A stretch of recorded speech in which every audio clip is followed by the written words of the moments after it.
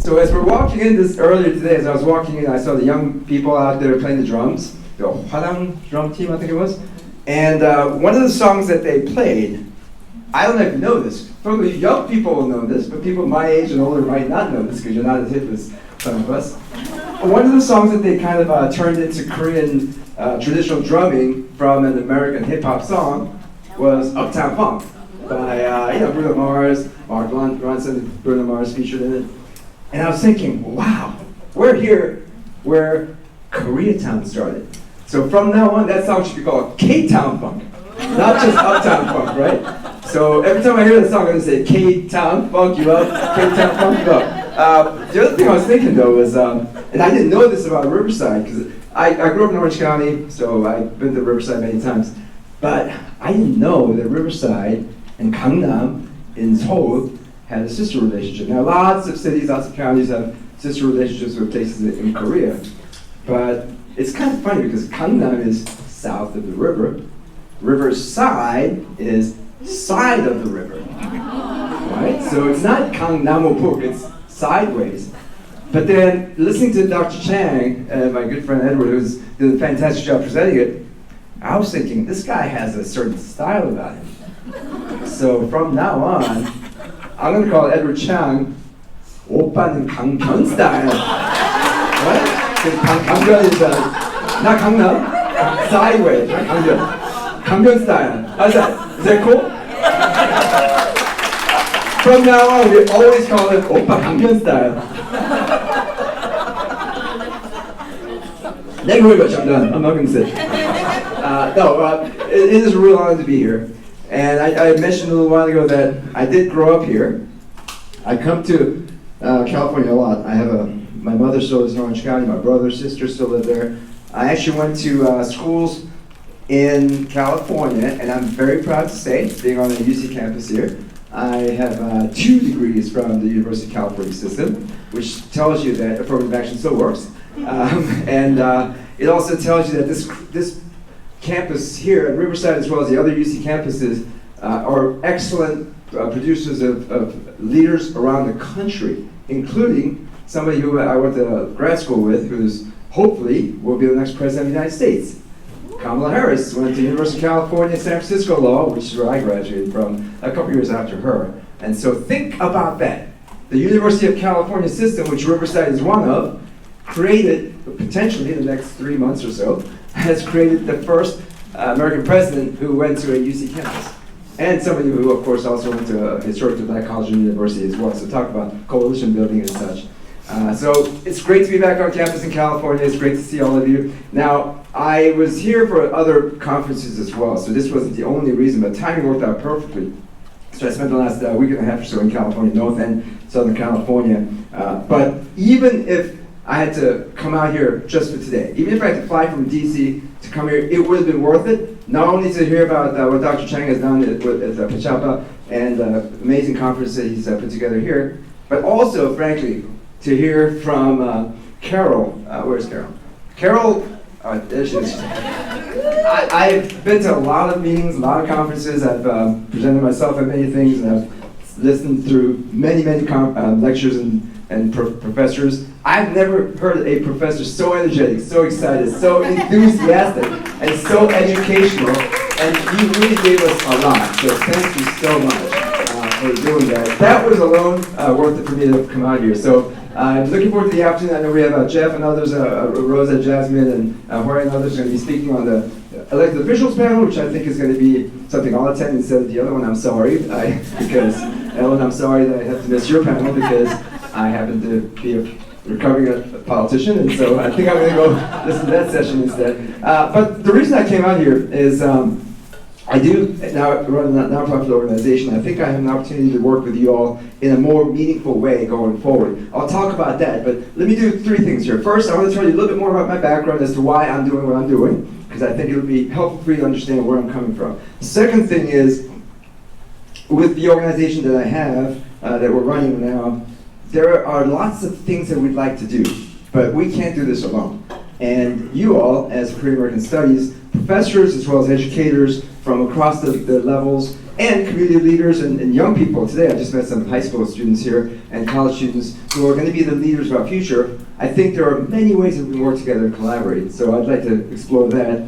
But thirdly, and most importantly, I want to challenge us, all of us, as Korean Americans and those that care about Korean American history, to really think beyond the small boxes and silos that we've all been put into. And I'll explain what that means later. But let me start with this. Two people, Eliana earlier and Carol in their presentations, mentioned a young woman named Teresa Lee. And I want to tell you a little bit more about Teresa Lee, if you don't know about her already. Teresa came to this country without realizing that she was in the so-called undocumented category. Because like lots of young people, when you're this big, you have no idea what your legal paperwork says when you arrive at the airport or a seaport or you're in a bus or you're in a car, and one day you're told to go to school, and then you grow up with your friends and you're in the neighborhood, and then as you get older and older, and they say, hey, no, you got some talent, you're really smart, you should keep going, go beyond high school, go to college, go to grad school, and become something in America, become a leader. And she was extremely talented at playing the piano. She was a genius, almost a prodigy level. She was an amazing pianist. And so everybody around her said, oh, you gotta become a piano person, just keep going. And she says, sure, I'd love to play piano. And so her parents were really encouraging her. And so she was graduating high school, and all of her counselors and everybody said, they're gonna take your SAT, what have you.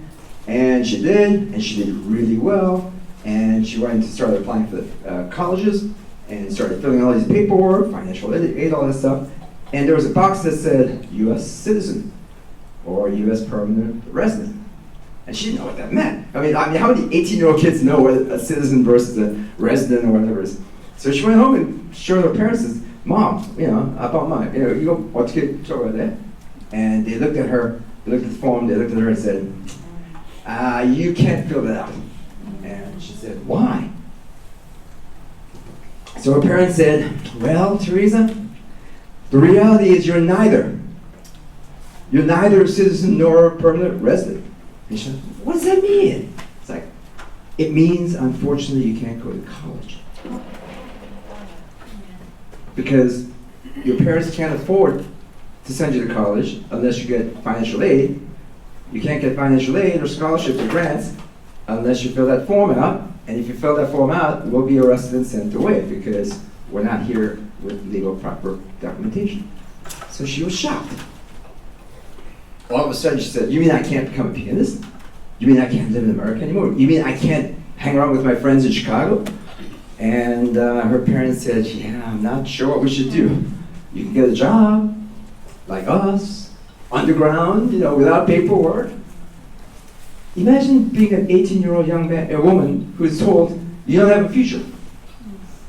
So she and her friends and her professors and her teachers and others said, this is ridiculous. There's no way in the world that a young person like this should be told to leave the country, the only country she's ever known.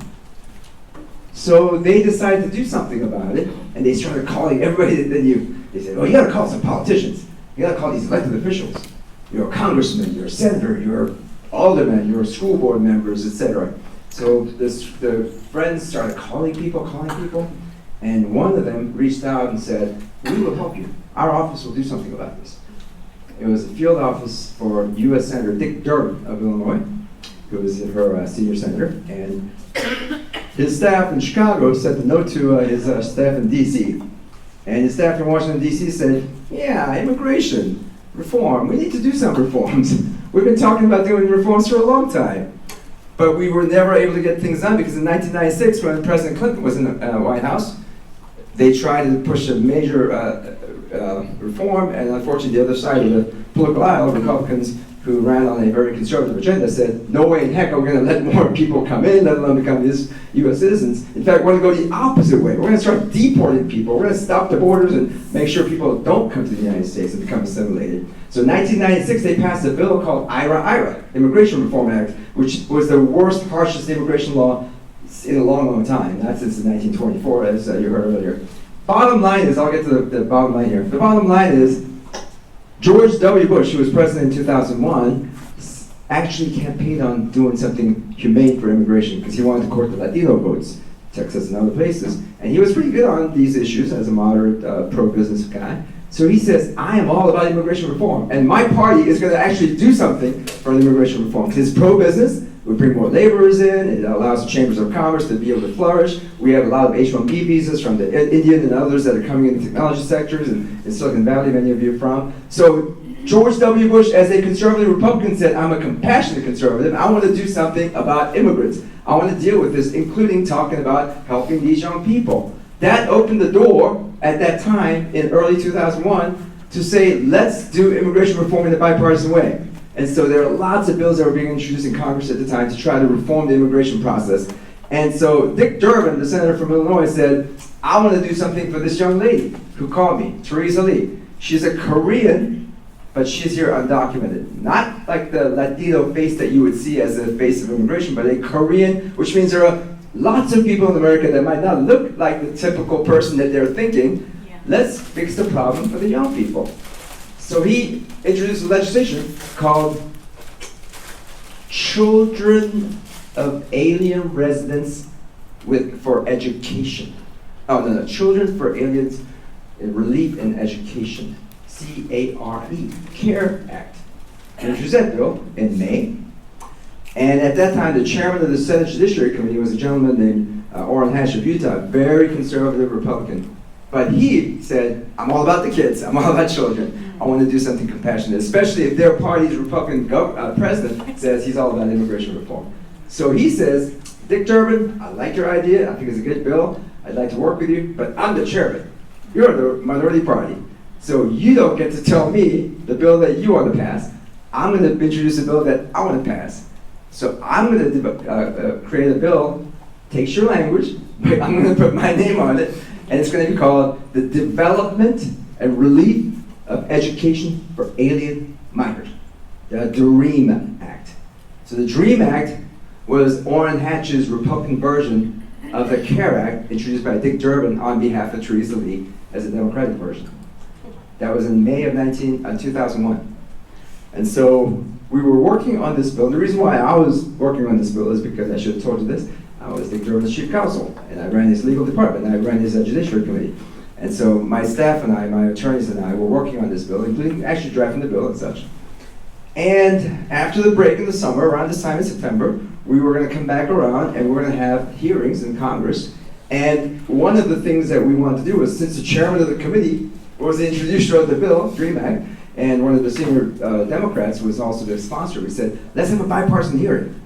And I had this brilliant idea, brilliant in my mind anyway, that we should have Theresa Lee come and testify. Wouldn't it be great to have a Korean American, young, genius, prodigy musician speaking in front of Congress, talking about why we need immigration reform? Because until now, all the years I've been working in politics, and all the years I've been in government and community organizing, I've never seen a Korean face on national TV talking about their needs. And if you ever saw a Korean face, as you talked about earlier, it's the riots of 1992, Korean guys who look like me with guns, it's the Korean TV stereotypes of the grocery owner who's yelling at some African-American customer. That's what we saw. Or you saw some skinny little guy that's playing kung fu acting, or delivering Chinese food or something like that. That's all you ever saw on TV. I wanted to see somebody that looked like me, or my sister, or my mother, or my daughter on national TV talking about a positive way Korean Americans and Asian Americans and minorities are contributing to our country. So I said, boss, let's get Theresa Lee to speak, since she's the reason why we did this bill. He says, great idea, get her in touch with her. So we reached out to her family, we got her. She said, I can't speak in front of people. There's no way in heck I'm gonna go in front of Washington, speak to a bunch of white politicians and freaking out, no way. But her counselor said, you know what? She doesn't have to speak. Why if we just have her play the piano? Wouldn't that be great? Instead of testifying in person? And the teacher said, I'll speak on her behalf, but she just has to sit there. So I'm sitting there calling everybody in Congress like, hey, how do you get a grand piano to this hearing? Like, I mean, have you ever done that before? No, this is not some big concert hall. Anyway, so the reality was we couldn't get a piano, and so we said, why don't we just at least play a video of her playing? That way she can sit there. So we were playing it. We arranged it. We got the hearing scheduled. We had everything done. She was going to come, fly in, sit there, and talk about her dreams. And her teacher next to her was going to talk about it. This is a young woman that needs to stay in America. This is the reason why we need to fix immigration. And in a bipartisan way, it was going to make history. And I was calling all the Korean reporters I know to say, hey guys, You gotta show up in Congress on this day, in this room, cover this. This is gonna be national history for Korean Americans and for all of America. So, the morning before the hearing, I'm working at my desk in the office, in my Capitol office, and I'm typing up. Teresa, and her staff, her family, and her teacher had already sent us the testimony. In Congress, when you testify, you have a testimony that you have to circulate to all the members before that. So I wanted to make some final edits to make sure it read well. So I'm reading it, finalizing it. In the corner of my eye, there's a little TV screen that I had on my desk. Corner of my eye, here's something going on. I'm like, guys, what's going on? So all my staff were like hovering around the TV, like, oh my God, something's going on in New York City. Something is crazy, man. There's some fires going on, and some crazy guy like hit his little plane into a building. We're like, that's stupid. That's crazy. Whatever. Typing away. Guys, what the heck? Just happened again. Second plane hit the World Trade Center, and my boss, who was in the Capitol, saw from the Capitol building, on the top of the building across the river, and he saw smoke coming up. And he and Tom Daschle and other senators said, White House, Pentagon. Holy crap, smoke is coming out of the Pentagon. 2 flights in New York, Pentagon, next is us, Capitol. We're gonna be bombed next. This is not an accident, this is a terrorist attack on the United States. Get the heck out of here. So he called his secretary, tell everybody to leave the Capitol right now.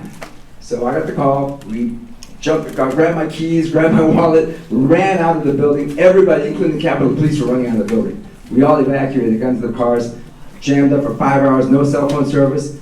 Bottom line is 6, 7 hours later, my boss came back to the Capitol. He and his bipartisan House and Senate members sang God Bless America together. Next morning, we came back to work, and the world had changed. 9/11 happened, and everything in America changed, including the cancellation of a hearing that was scheduled on September 12th, 2001. Theresa Lee was supposed to speak in Congress in the Senate Judiciary Committee, room 226 of the Dirksen building at 10 a.m. on September 12th, Wednesday, 2001. And she was supposed to speak about her immigration life as a Korean young woman and how she and others would have changed America's history. Instead, I was called into the meeting that morning, and John Ashcroft, Attorney General at the time, walked into the meeting and wheeled in a cart full of documents, and our speaker, leader, House, Senate leaders were all there, and he said, Congress members, senators, our nation is under attack. We've just been attacked worse since Pearl Harbor. We're in a different world right now, and we have to change our agenda. First thing I need is Congress to give the agenda, the administration, tools to fight terrorism. This is the bill that we're proposing. That bill that they brought in became the USA Patriot Act. And instead of working on immigration reform and the DREAM Act and the CARE Act to help Theresa, I spent the next 2 years working on and passing the DREAM Act, FISA Reform Act, anti-immigration laws, and everything that came since then, including creating the Homeland Security Bill, the Real ID cards that you all are using now, that came from that incident, and the world's changed since then. And 22 years later, we finally withdrew from Afghanistan, and 25 years later, we're still fighting terrorists Hezbollah and Hamas in the Middle East. Imagine how much that world would have changed if that September 11th did not happen. Imagine where Theresa Lee would be today. She's now teaching, by the way, in the Manhattan School of Music, piano. So she was able to get through. She went to Juilliard because she had to go to private school. She couldn't go to public school. Bottom line is, I told you that, and I'm sorry it took a long time telling you that story. I wasn't planning on telling that story but Eliana gave such an amazing coalition building example, and Carol also referenced her in her presentation. I thought that it would be helpful for you as educators to educate other people on how small things that happen in life can change the world's history. And things that you may or may not have control over has an impact on your lives. And that's one of the reasons why I do what I do today, is because I'm an immigrant. I came from Korea when I was a teenager, and I came to this country. And for some reason or another, I ended up going to Washington and working in politics, and after 30 years, I've had every job in politics, including serving in elected office. I was elected 8 times. I left politics after 14 years, undefeated and unindicted, which is nice to be able to say. But I've had every job in politics, from being elected office. I've worked with 2 presidents. I worked with 2 governors. I've been a staffer. I've been a lobbyist. I've been a public interest advocate. I've been a social media guy. I've been fundraising. I've done every job in America in politics. And what I realized was the same nagging sense that I had on September 10th of 2001, when I was trying to get a Korean American face on national TV. I feel like 30 years later, we still don't have Korean American faces on national TV. And when we do, now it's K-pop stars. Now it's Netflix. Now it's K-food people, which I'm not. That's great. I'm grateful that Korean beauty and Korean drama and Korean music and everything is great. I'm glad that's happened. I'm also really glad to see Korean American CEOs and billionaires in Silicon Valley and New York. We've got some wonderful friends, venture capitalists and entrepreneurs and senior people at Google and Meta and all these companies. That's great, especially if they're willing to write those checks for the community. That's fantastic. I'm also really excited to see Korean American professors here, and deans, and Korean American heads of hospitals, Korean American law firm partners. I mean, you name it. We have Korean Americans everywhere. That's fantastic. And we should applaud that, and we should thank them, and keep pushing them. Organizations like CK, I talked to Wade earlier, Wade Pound, who was here. Thanks to Altura for sponsoring, Credit Union for sponsoring, and for he and his wife for coming out here from Orange County to support us. But people like that, young men and women who are moving up in corporations, that's fantastic. But those jobs, I mean, I don't care if you're a billionaire, I don't care if you're Elon Musk, I don't care if you are the head of a hospital getting Nobel Peace Prizes or what have you. Those people don't change the laws in America. They don't change the policies that you and I have to live under. They don't change the regulations under which your parents' grocery stores or dry cleaning stores or auto mechanic stores, the licensing that they have to do, the taxes they have to pay, the regulations they have to do, the language barriers that they face. When your grandparents are going to try to get a Medicare, or Medi-Cal in this case, or they're trying to get a senior citizen housing, the rules that they have to follow. When a young woman wants to go to college and has to fill in those forms, the documents that they have to fill out. None of our billionaire philanthropists and venture capitalists and K-pop stars and K-beauty models, none of them can help us do anything to change those laws, except for vote. And maybe they might knock on the door of a congressman and say, hey, I want to talk to you about something. And maybe they're lucky enough to be able to show up at a rally that Eliana and her friends are organizing. Maybe they're willing to come and say, I'm going to write a big check, you guys start a nonprofit organization and go fight like heck. Go get some lawyers to sue these jerks, because 50 years after the Lau versus Nichols decision that allowed us to finally have equal language assistance for public schools, the Supreme Court has rolled back every right, including women's rights. It's rolled back every right, including affirmative action. It's rolled back every right, including language assistance. And so 50 years later, we have less rights as minorities and people of color and women and such than we would have had the trend of history gone the right way. And so, my friends, my point is simple. It's not enough for you to just educate people. It's not enough for you to just learn the history and to make sure that you know your self-identity.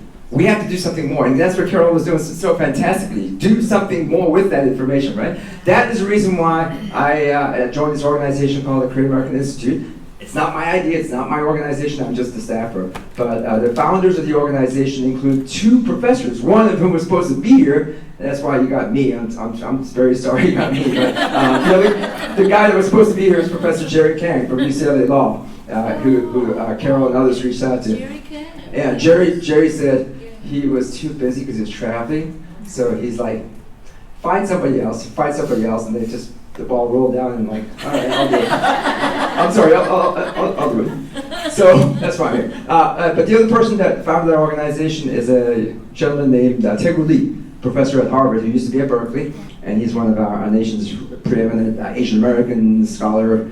He wrote some great, groundbreaking reports on Korean American community and such. So Taegu, Jerry, a bunch of lawyers, a bunch of professionals, CK, our friends from CK, Council of Korean Americans, a lot of other really smart, prominent Korean Americans who are the billionaires in Silicon Valley, the really successful people in New York, the law firm and the doctors and the biomedical people that I can't even pronounce, like they do stuff that's really cutting edge stuff. They all got together and said, you know what we need? We have a lot of Korean organizations. We have a lot of amazing groups. We have tons of good people that are doing good things.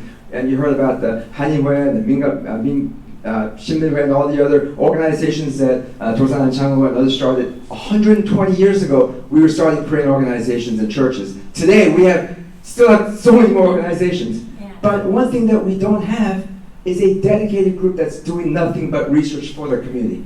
In other words, do we have an in-house Korean American research policy think tank?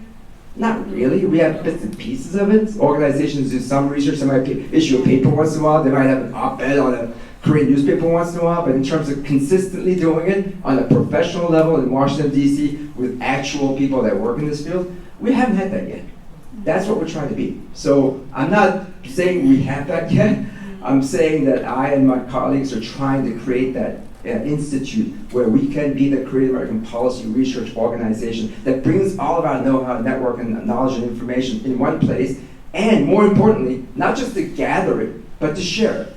So our goal is to produce more information, fill the knowledge gaps, and make sure that every one of you have more tools to be able to do what you do. And beyond this room here, you're all already you're literally the choir that I'm preaching to inside of a church. You're going to be here no matter what, because this is your job, this is your passion, this is what you do. But what about the 2 million Korean Americans that don't know our own history? What about the 2 million Korean Americans who don't care about our history? What about the 2 million Americans, many of whom don't even recognize who they are as identity of Koreans? And what about the Korean Americans today who are changing the demographics of our face literally? Right now, of the 2 million Korean, 2.2 million roughly, depending on how you count the numbers, roughly 48% are foreign-born. Meaning, American-born, meaning that 52% are foreign-born. What that means is that 48% of the American-born are going to grow up marrying people outside of the Korean community. And they're going to be in families and neighborhoods where they're going to see more and more people that are different than others. There was a time when we all kind of lived in different silos and different communities. Now they're not. They're all spreading out, and they're intermarrying. So what happens to the second, third, fourth, fifth generation Korean American who might have maybe 1/8 blood Korean? Like our friend Jorge Pacheco, who's going to be her school board member, I believe is 1/8. I can't do the math that well. Fourth, yeah, I can't do math, but it's a lot less than 100%. Anyway, but he self-identifies as Korean, which is fantastic. I mean, he's very proud of his heritage through Mexican traces to his great-great-grandfather or somebody like that. And yet, what about the people that say, I'm only half Korean, but I really care about my other half? We're living in a time where we may have a president of the United States who is half Asian, half black, although some people think she just became black. That's another story. And so we're in a situation where we are going to be talking about multicultural, multiracial people in a way that we have not in the last 250 years of American history. And that's not a conversation that's happening just in the mainstream media. That's going to be a conversation happening in our own families, in our own churches, in our own Haninghues, in our own Dongchanghues. When Korean Americans get together, we're going to start saying, whoa, my daughter married somebody who's white, my son married somebody who's black, my grandchildren are mixed races, and so on. So we need to start talking about what is a Korean American identity. But you know what? At the exact same time that we're having this conversation here, you know what's happening in Korea? Ellen and I were, Julia and I, some of us were in Korea not that long ago, having conversations in Korea. I just had lunch with the Chung Yong-sa from LA, and we had the same conversation. Korea, the Republic of Korea, after 5,000 years of history, is for the first time having to deal with immigration, which is kind of a weird thing to say. Koreans have never had people coming in, invited anyway. They've had lots of invasions, but we've never had people, kind of illegal, undocumented, if you will. Right? They had plenty of undocumented people coming in and out, from the south to the north, the east and the west. Or Korea's for the first time like, whoa, we have a shortage of labor because we now have South Korea has the second lowest fertility rate in the world, 0.8. 0.8. I'm not very good at math, but I know that 0.8 means that in 2 decades you're gonna have it's gonna be like dinosaurs, right? We're gonna have Koreans are gonna be like those little animals that have short arms, and they're like, wait, everybody's gone. An asteroid came, and we're no longer around. I mean, seriously, if this goes in this decade, in 2 decades, 2 generations, we will not have Korean living in South Korea. Because 2.2 is what the ideal is, right? 2.2 is where you have to produce enough so that there's at least that 1 extra person per every 3 or something like that. Japan we thought was bad. Japan's like 1.2. 0.8, South Korea. If you add North Korea, it's a little bit higher. But if you just look at South Korea, it's 0.8. That means, and it's the second lowest in the whole world, that means Korea has to bring in new people into the country. And they're bringing in Chinese, Vietnamese, Thai, Laotian, Malaysian. They're also bringing in Uzbek. They're bringing in people from Africa, South America. Pretty soon, the next generation, South Korea will look more and more multiracial, something they've never done before. And yet their government's still like, oh, we're Tangun people. You know, we came from a bear and a tiger and came straight down, and we never intermarried. We're like the purest people in the world, like except for the Hwagyus and Chongseonjeon. And like we've had mixed people before. It's just we've always ignored it as a country. Now they have to recognize it. So South Korean government, guess what they're doing? They're calling people like me and saying, hey, tell me about America's immigration laws. What did you guys do? I said, don't do the Chinese Exclusion Act, the reverse, because then you'll be excluding yourselves, right? Don't do the Korean version of Chinese Exclusion Act. Just do the opposite, which is the 1965 Immigration Act, right? Do something that brings people in based on merits, based on ideas, and so on. Anyway, so the point is that South Korea, for the first time, is having to deal with this. That's why they just created the Overseas Korea Agency, because they're thinking like, oh, hey, maybe we should get some Koreans to come back here. And now, guess what? The data is showing. I mean, I was told, Carol said, no PowerPoints, no statistics. So yeah, I was good. I haven't done the PowerPoint yet, but I do have to give you some statistics. Now, America today still has more Koreans than ever before in history, but the trend of us having Koreans coming is now slowing down. It actually peaked in 1980, it's going down this way. So that's as far as statistics go, right? This kind of, my visual, like, it went like this, now it's like this. And so the bottom line is, Koreans are not coming to America as much as they used to. There are Korean Americans that are going to Korea for jobs because all of a sudden Korea says, we need some young people to come here. When I was in the General Assembly in Virginia, I passed a bill that created an American campus of a Virginia school called George Mason. So George Mason University has a Korea campus. I went to visit them recently. And the new dean says, hey, let's work on something together. Because now we have an American college in Korea with Korean students studying there who want to learn about Americans, and Americans going to Korea and being able to study there. So we're now at that level where Koreans and the Korean Americans are talking to each other on a more regular basis. Wouldn't it be wonderful? Wouldn't it be wonderful if they gave us some resources that we could really use to teach better Korean history? And wouldn't it be really wonderful if you all were to share the information that you have in this room into the Republic of Korea so that the Republic of Korea teaches their young people on our strife and our experiences? I don't want these young Korean K-pop stars with purple hair coming in and saying like, I know all about America because I can name all the hip-hop songs. Well, guess what? You should know about Taegu. You should know about what happened here in Korea. Because Korean Americans went through a lot in order to create Korea as it is today. So my goal, my vision, and our vision as KAI is to create a world where Korean Americans matter. That we are actually important. Koreans and Korean Americans matter. And most importantly, we want to matter in a way where we're affecting decisions made by politicians, businesses, governments, et cetera, et cetera. And we want to do it by having evidence-based data, research, information. So here's where, I'm going to conclude with this. Here's where it comes down to. You all are the academics. You all are the researchers. You are the brain power of our community. You are the intellectual power behind the Korean community. You and many, many others who are in this field together. I would like to propose that our organization, brand new, Korean American Institute, we're a DC-based nonprofit. We're brand new. We just have a year or so of experience so far. We're going to build a lot of things. I just put together a political almanac, and 4 of you elected officials are going to be, you can see yourself on the website. I won't show it to you today. But we're building a lot of tools and resources to help you do your job. What I would love to do is to convene the largest gathering of Korean American thinkers and policymakers and decision makers at once so that we can have a roundtable discussion, break it down to the issues that we care about, and come up with an action plan. And here's my proposal. I'm going to end with this. You'll meet September every year for 3 years now, and you've only met in California. I love California, but I want to invite you to come out to the East Coast because we need to have a national conversation. And I'd like to suggest that we partner with one of my buddies, and Edwards' buddies is a guy that runs the Philip Jason Foundation. You heard the Philip Jason story earlier, and it was in the presentation. Philip Jason Foundation, George Shea, they happen to be celebrating their 50th anniversary next year in Philadelphia. They're a foundation that's been around. It's named after Philip Jason, the one of the pioneers like An Chang-ho, Dosan Chang-ho.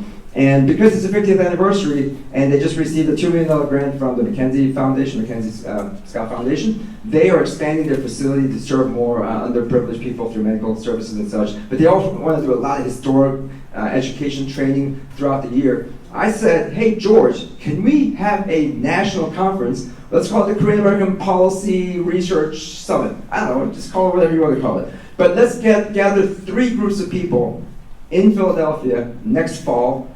And Philadelphia is symbolic, right? Because the year after that, 1776, 250th anniversary of American history, Philadelphia is going to be prominently featured in the next year or so. Why don't we have the convening of the beginning of Korean American history 2.0 and 3.0, and have the smartest groups of people, 3 groups I'm talking about. 1, you, professors, academics, education, ICANN, everybody who's involved in education, you're the experts. Please come and teach the rest of us. That's one group. Second group are the policymakers. You already have 4 here today, school board members, and school board members are the highest and the most important policymakers in America today, because they are literally at the front lines, and they're also getting the most criticism for all this stuff that the other side is throwing at them. But we have today, as of today, since the beginning from 1954 to today, we've had 228 Korean Americans in elected office.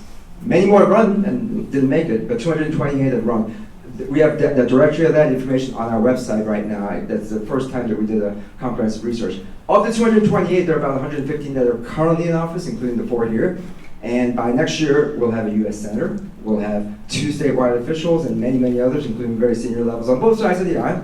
We're going to invite them to come as well, because they are the policymakers. They are the Korean Americans that actually can make the difference in the policy and the laws. And bring their staff, bring their appointees, bring all these people that work in the policymaking space. So lobbyists, funders, others. So that's the second category, right? So first category, educators. Second category, policymakers. Third category, CBOs, community-based organizations, the actual service providers, the ones that are out there every day, adults, language programs, the education groups, the counseling groups, the family services groups, the scholarship organizations, the mental health providers, the young people, child caretakers, everybody who works at the grassroots in the Korean community across the country. There are many, many unsung heroes working behind the scenes. Let's get them in the room, because they need the research. They can tell us what we need to do as policymakers to be able to change the laws. I want to convene those 3 groups of people, one place, one time, to have a weekend-long conversation, discussion. And if we do that on an annual basis, and we start producing papers based on research, figure out where the gaps are in our knowledge, we can fill that through academics. I think that we can really move the needle way further than you meeting by yourselves, policymakers meeting by themselves, community organizations meeting by themselves. So that's my proposal. That's why I'm here. I want to further